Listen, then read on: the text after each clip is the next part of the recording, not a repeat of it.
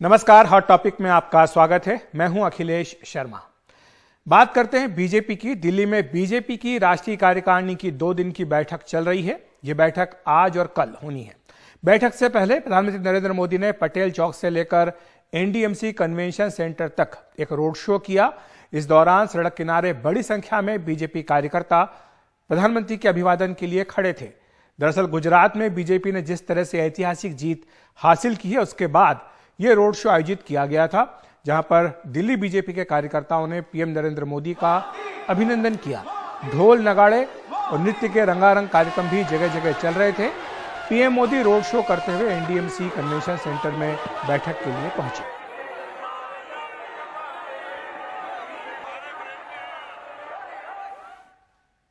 और कार्यकारिणी की इस बैठक की शुरुआत बीजेपी अध्यक्ष जगत प्रकाश नड्डा के अध्यक्षीय भाषण के साथ हुई, जिसमें उन्होंने तमाम कार्यकारिणी के सदस्यों को कहा कि इस साल जो भी चुनाव हो रहे हैं, कोई भी चुनाव नहीं हारना है, अब नहीं हारना है कोई चुनाव। ये बीजेपी कार्यकारिणी के सदस्यों से जेपी नड्डा ने कहा। उन्होंने कहा कि इस साल और अगले साल जो लोकसभा का चुनाव है, इसमें एक भी चुनाव बीजेपी ना हारे, इस बात की पूरी कोशिश करनी है। जहां सरकार है वहां संगठन को अधिक मजबूत किया जाए। जिन राज्यों में सरकार नहीं है वहां संगठन मजबूत हो। 72,000 कमजोर बूथों को चिन्हित किया गया था और अब 1,30,000 बूथों तक बीजेपी पहुंच चुकी है। उन्होंने हिमाचल, जो कि उनका गृह राज्य, उसका भी जिक्र किया। उन्होंने कहा कि हिमाचल में हमें रिवाज बदलना था, लेकिन नहीं बदल पाए। पहले वहां पर जीत हार का अंतर 5% होता था, लेकिन संतोष की बात यह कि इस बार 1% से ही हारे हैं। प्रधानमंत्री जी ने गुजरात चुनाव की जीत की अगुवाई की है, इस बात का खास तौर से जेपी नड्डा ने जिक्र किया। उन्होंने सरकार की उपलब्धियों को बताते हुए कहा कि भारत की विरासत को आगे बढ़ाया जा रहा है। काशी विश्वनाथ मंदिर, केदारनाथ, बद्रीनाथ, महाकाल कॉरिडोर बनाया गया। भारत आज 5वीं सबसे बड़ी अर्थव्यवस्था है दुनिया की, इसका भी उल्लेख जेपी नड्डा ने किया। उन्होंने कहा कि मोबाइल उत्पादन में भारत अब दूसरे नंबर पर पहुंच चुका है, यह एक बड़ी उपलब्धि है। साथ ही वंदे भारत ट्रेन स्वदेश में बन रही है, यह देश के लिए गर्व की बात है। उन्होंने कहा कि सबका साथ सबका विकास इसका उदाहरण है। राष्ट्रपति द्रौपदी मुर्मू, जो कि पहली महिला आदिवासी राष्ट्रपति हैं, उन्होंने कहा कि हमने ओबीसी, अनुसूचित जाति जनजाति का सम्मान किया। तो ये सारी बातें जेपी नड्डा ने की हैं और इसके बारे में बीजेपी के वरिष्ठ नेता रविशंकर प्रसाद ने अधिक जानकारी दी। आइए सुन लेते हैं। अध्यक्ष जी ने कार्यकारिणी समिति के सारे सदस्यों का आह्वान किया कि 2023 हमारे लिए बहुत जरूरी है।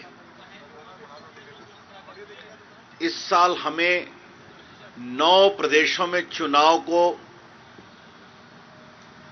लड़ना है और अगले साल 24 में लोकसभा का चुनाव है। तो उन्होंने सारे राष्ट्रीय कार्यकारिणी के सदस्यों का आह्वान किया कि कमर कसकर लग जाएं, हमें एक भी चुनाव नहीं हारना है। हिमाचल के बारे में उन्होंने कहा कि हमें रिवाज बदलना था, हम नहीं बदल पाए।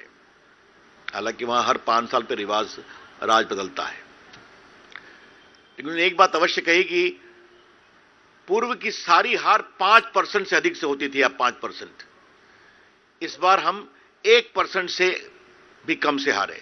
बीजेपी और कांग्रेस के बीच वोटों का अंतर सिर्फ 37,000 है।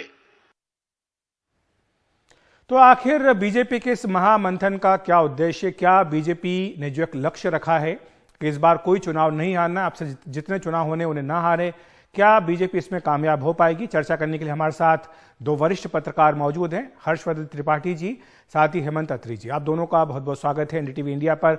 हर्षवर्धन जी, सबसे पहले आपके पास आना चाहूंगा। जो जेपी नड्डा ने बात कही कि अब कोई चुनाव नहीं हारना है, क्या आपको लगता नहीं कि बहुत ही महत्वाकांक्षी लक्ष्य पार्टी कार्यकर्ताओं के सामने रख दिया है? क्योंकि कई राज्य ऐसे हैं जहां पर कि बीजेपी की ताकत को लेकर प्रश्न चिन्ह लगा होता है, जैसे कि तेलंगाना की बात करें या अन्य ऐसे कई राज्य जहां पर बीजेपी सत्ता में है, जहां पर कर्नाटक, क्या बीजेपी सरकार बचा पाएगी? इस तरह की सारी बातें होती हैं। नहीं, निश्चित तौर पर अखिलेश जी, और मुझे लगता है कि राष्ट्रीय अध्यक्ष के तौर पर जगत प्रकाश नड्डा जी के लिए ऐसा लक्ष्य निर्धारित करना वो शायद जरूरत भी है। अभी उनको विस्तार मिलने जा रहा है, ऐसा कहा जा रहा है, तो शायद ये भी जरूरी है कि वो ऐसा बोलते हुए दिखें। और जब राष्ट्रीय कार्यकारिणी हो जिसमें प्रधानमंत्री नरेंद्र मोदी गुजरात की बहुत बड़ी जीत की बात करते हैं, और भले ही वो 500 मीटर का रोड शो हो, बड़ा छोटा रोड शो हो, लेकिन उसके जरिए वो अपने कार्यकर्ताओं को जो मैसेज देते हैं। और मैं तो एक चीज देख रहा हूं कि प्रधानमंत्री नरेंद्र मोदी ने कम संसाधन, कम ऊर्जा में अपने वर्कर्स को और साथ में मीडिया का उपयोग करते हुए अलग तरह से मैसेज करने का ये नया तरीका खोज दिया है। वो रोड शो करते हैं 500 मीटर, 2 किलोमीटर, 4 किलोमीटर, कई बार वो कॉन्स्टिट्यूंसीज कवर करते हैं, जो अहमदाबाद में हमने दिन भर देखा। तो ये एक तरीका उन्होंने नया निकाला है। लेकिन जो 9 राज्य हैं, और शायद अगर जम्मू कश्मीर जुड़ा तो 10वां राज्य होगा, जिसकी उम्मीद फिलहाल बहुत ज्यादा नहीं है, उन 9 राज्यों में हिंदी पट्टी के राज्य हों, दक्षिण के राज्य हों या पूर्वोत्तर के राज्य, भारतीय जनता पार्टी के लिए चुनौती बहुत बड़ी है। इतना आसान नहीं है, कम से कम जीत हासिल करना आसान नहीं। लेकिन तेलंगाना में अगर भारतीय जनता पार्टी एक अच्छी खासी ग्रोथ हासिल कर लेती है और कांग्रेस को रिप्लेस कर देती है, इन लड़ाई पूरी तरह से केसीआर और भारतीय जनता पार्टी के बीच में हो जाती। कर्नाटक में जेडीएस जिस तरह से बहुत इलाकों में सिमटी हुई पार्टी है, और उसमें भी जो क्षरण उसका हुआ है वो अकल्पनीय है। यहां दिल्ली में उसकी चर्चा कम होती है, लेकिन कर्नाटक में पूरी तरह से इस बार का चुनाव भारतीय जनता पार्टी बनाम कांग्रेस होने जा रहा है। और जो येदियुरप्पा की मुश्किल थी, उससे भारतीय जनता पार्टी आगे निकली है। इसके बावजूद वहां मुश्किल है। जो सबसे बड़ी चुनौती उनको है वो छत्तीसगढ़ है। वहां मुश्किल उनकी बड़ी दिख रही है, क्योंकि भूपेश बघेल की लोकप्रियता बड़ी है।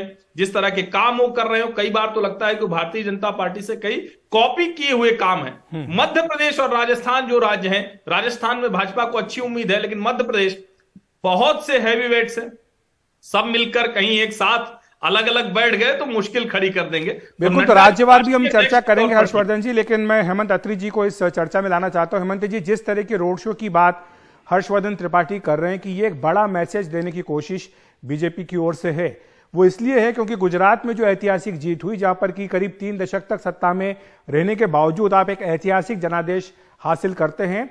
और जो बात कल गृहमंत्री अमित शाह ने गुजरात में ही कही, उन्होंने कहा कि गुजरात की ये जीत बताती है कि 2024 में नरेंद्र मोदी एक बार फिर से पीएम बनेंगे। तो ये मैसेज देने की कोशिश बीजेपी कर रही है। अखिलेश जी, देखिए, बीजेपी का पिछले 8 साल से एक बड़ी चीज देखी होगी आपने कि कोई भी चुनाव या कोई भी अभियान वो शुरू करते हैं, वो हाईएस्ट पिच पॉसिबल से करते हैं, हाईएस्ट पॉसिबल पिच के। जैसे भी कोई 90 सीटों वाला प्रदेश है, 80 प्लस की बात करेंगे। यहां उन्होंने जो नड्डा साहब ने एक बात कही आज के किसी भी राज्य में हारना नहीं। अब सवाल यह कि जो 9 राज्य जो चुनाव में जा रहे हैं, होपफुली कश्मीर ऑल्सो जून जुलाई के आसपास चुनाव हो सकता है, वहां पे जैसे संकेत मिल रहे हैं, इनमें से कितने राज्यों में सरकार आ सकती है। तो बीजेपी के पास जो जिस तरीके से वो चुनाव की शुरुआत करते हैं, और हाई मॉरल ग्राउंड के ऊपर कि देखिए हम वहां ये किया, हमने ये किया, वो किया, लेकिन जैसा मेरे साथी पत्रकार कह रहे थे, इतना आसान नहीं है। देखिए, राजस्थान के अंदर जिस तरह की स्थितियां हैं, राजस्थान में कांग्रेस हारने के लिए तैयार बैठी है, लेकिन उतना ही प्रयास बीजेपी के दोनों खेमे कर रहे हैं कि कहीं बीजेपी जीत ना जाए। यही स्थिति मध्य प्रदेश की है, यही छत्तीसगढ़ की भी है। कर्नाटक के अंदर आप देखिए जो भी पार्टी सत्ता में रहती है लंबे समय तक, 2014 से जिस तरीके से बीजेपी ने एक तरीके से उछाल आया, उभार आया, उसके बाद वही सारी बुराइयां उसके अंदर भी आनी शुरू हुई है जो सदा से कांग्रेस में रहती आई। उदाहरण के तौर पर कमजोर मुख्यमंत्रियों को लगाना। आज कर्नाटक के मुख्यमंत्री की आप हालत देखिए, हर दिन आए दिन चुनाव के समय में। लेकिन हेमंत जी, अगर आप कमजोर मुख्यमंत्री की बात करते हैं तो कई बार लोग कहते हैं कि गुजरात में देखिए क्या हुआ, लेकिन वहां पर जब नरेंद्र मोदी का चेहरा सामने बीजेपी ने रखा तो एक ऐतिहासिक जनादेश भी हासिल किया। हर्षवर्धन जी, क्या आप इस बात से सहमत हैं कि बीजेपी जो है वो जो क्षेत्रीय नेता है उनको कमजोर करती है? देखिए, हेमंत जी जो बात कह रहे हैं वो कुछ हद तक सही हो सकती है कि सत्ता जब बहुत स्ट्रांग लीडरशिप होती है सेंट्रल की, तो स्टेट्स की लीडरशिप कमजोर होती है। लेकिन इसका एक दूसरा पहलू भी है। हम अगर पुष्कर सिंह धामी को देखें, हम अगर देवेंद्र फडणवीस को देखें, हम अगर मनोहर लाल खट्टर को देखें, एक रघुवर दास के प्रयोग को छोड़ दें तो भारतीय जनता पार्टी के जो भी प्रयोग मोदी युग में हुए वो नए नेता के तौर पर दिखे, वो अपनी जमीन मजबूत करते हुए दिखे, और जो नए तरह की भारतीय जनता पार्टी की राजनीति है उसको आगे बढ़ाते हैं।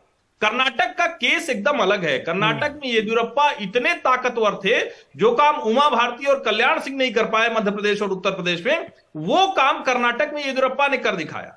अब येदियुरप्पा को हटाना था, लिंगायत समुदाय की नाराजगी भी नहीं होनी थी, उसमें जो छोटे छोटे पॉकेट, क्योंकि कर्नाटक की राजनीति बड़ी विचित्र है, अलग अलग कोस्टल एरिया का अलग है, कुछ एरिया है जहां मुस्लिम बहुत बहुल राजनीति है, कुछ जगह पर है जहां लिंगायत बहुत प्रभावी हैं।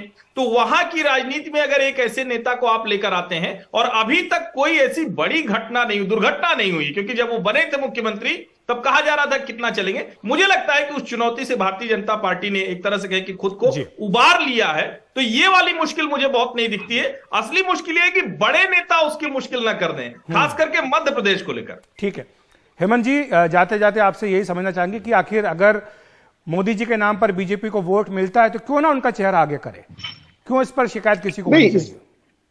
नहीं अखिलेश जी, इसमें तो किसी को शिकायत होनी भी नहीं चाहिए। बीजेपी के नेता है, बीजेपी के लिए वोट मांगते हैं, सबसे लोकप्रिय चेहरा है, उनको उनका जाने का, चुनाव लड़ने का अधिकार है, चुनाव जिताने का भी अधिकार है सभी को।